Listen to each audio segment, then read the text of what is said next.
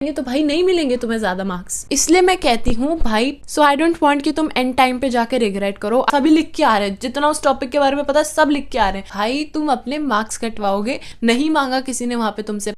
Hey guys, welcome back to my YouTube channel. It's me Shreyisha. So guys, पिछले 2 video से I have been sharing strategy videos for science and maths board exams and उन videos पर तुम लोगों ने काफ़ी ज़्यादा प्यार दिखाया है and you guys have been requesting for SST also. So finally here I am with a video. So before starting the video तुम लोग मुझसे ये पूछोगे कि भाई आपके कितने आए SST में. So I got 88 marks in SST and now let's begin this video. सो भाई देखो, जब बात आती है SST के एग्ज़ाम की तो हम लोग क्या करते हैं भाई, जो भी क्वेश्चन हमें पूछा गया है उसके आंसर में हम वो सब चीज़ें लिख देते हैं जो भी हमें उस टॉपिक से रिलेटेड पता होती है।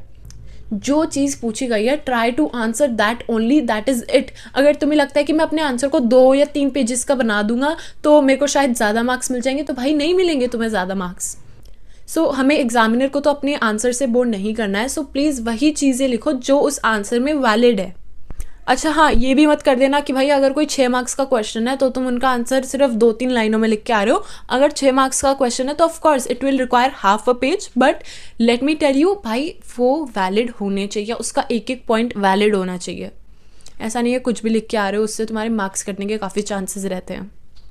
सो our next mistake is ignoring map work. And let's be honest, जिस दिन मेरा SST का बोर्ड एग्जाम था मैं भी उससे कुछ टाइम पहले ही मैप्स करने बैठी थी। And what I would suggest you guys is कि भाई मैप वर्क पहले से ही कर लो। आई रफली रिमेंबर कि 7 मार्क्स का शायद मैप आता है। भाई तुम्हें पता नहीं है 7 मार्क्स भी कितने इंपॉर्टेंट होते हैं उस पॉइंट ऑफ टाइम पर। सो इसलिए अपने मार्क्स फालतू की चीज़ों में कटवाना तो सबसे बड़ी बेवकूफ़ी होगी। So I would recommend you guys map work को पहले से ही अच्छा करके चलो, सो दैट भाई मैप वर्क में तो मार्क्स ना कटें। Okay, so the next mistake is poor time management and this happens because हमने घर पर सैम्पल क्वेश्चन पेपर और PYQ सॉल्व ही नहीं किए होते, तो हमें कैसे पता चलेगा कि किस सेक्शन पे हमें कितना टाइम देना है। इसलिए मैं कहती हूँ भाई पहले NCERT कंप्लीट करो, उसके बाद तुम अपने सैम्पल क्वेश्चन पेपर और PYQ करने बैठ जाओ। पता है क्यों यार, ये काफ़ी ज़्यादा इंपॉर्टेंट होता है। काफ़ी बच्चे इस चीज़ को लाइटली ले लेते हैं एंड इन दी एंड वो रिग्रेट करते हैं। सो आई डोंट वांट कि तुम एंड टाइम पे जाके रिग्रेट करो। आई वुड रिकमेंड यू गाइज अब तक प्लीज़ NCERT तो ख़त्म करके चलना सारे सब्जेक्ट्स की and start solving PYQs and sample question papers, क्योंकि उनसे तुम्हें एक आइडिया मिल जाता है कि भाई किस सेक्शन पे कितना टाइम देना है। एंड भाई SST के एग्जाम में वही चीज़ होती है ना कि हम भाई सभी लिख के आ रहे हैं, जितना उस टॉपिक के बारे में पता है सब लिख के आ रहे हैं। उससे तुम्हारा टाइम वेस्ट होता है एंड साथ ही साथ तुम्हारे आंसर की वैल्यू भी कम हो जाती है। पता है क्या भाई, टाइम का वहाँ पे पता नहीं चलता है कि कैसे टाइम जल्दी जल्दी बीत जाता है। तुम्हें बिल्कुल भी एहसास ही नहीं होता कि भाई 3 घंटे कितनी जल्दी बीत गए। So our next mistake is lack of presentation. हम में से काफ़ी जनों को ये बात तो पता होगी ना भाई, पॉइंटर्स में आंसर लिखना चाहिए एंड क्या करते हो तुम, नहीं लिख के आते। भाई तुम अपने मार्क्स कटवाओगे। पॉइंटर्स में आंसर लिखने का एक सबसे बड़ी एक एडवांटेज बताऊँ मैं, एग्जामिनर को इजी टू चेक होता है। एग्जामिनर फटाफट से पॉइंट पढ़ता है, टिक करता है, पॉइंट पढ़ता है, टिक करता है। इससे तुम्हारे मार्क्स बढ़ने के काफ़ी ज़्यादा चांसेस होते हैं। हम में से काफ़ी लोगों को ये पता होगा कि भाई ठीक है पॉइंटर्स में लिखना चाहिए, बट इन दी एंड हम पैरा ही लिख के आ रहे। क्यों लिख के आते हो भाई पैराग्राफ? नहीं मांगा किसी ने वहाँ पे तुमसे पैराग्राफ। पॉइंटर्स में आंसर लिख के आओ, उससे तुम्हारा आंसर काफ़ी ज़्यादा सही रहता है एंड एग्जामिनर को भी as I told you easy to check होता है। उसने पढ़ा चेक करा। So try to write your answers in pointers. साथ ही साथ अगर नहीं मान रहे, तुम पैराग्राफ में लिख रहे हो, तो भाई इंपॉर्टेंट चीज़ों को अंडरलाइन कर दो ताकि जो भी तुम्हारा एग्जामिनर चेक कर रहा है वो सीधा अपने तुम्हारे अंडरलाइन पार्ट पे पढ़े और टिक करे। इससे भी तुम्हारे मार्क्स बढ़ने के काफ़ी चांसेस रहते हैं। So please try to write your answers in pointers only. I will recommend you guys pointers में लिखोगे, आई एम टेलिंग यू काफ़ी चांसेस होते हैं मार्क्स बढ़ने के।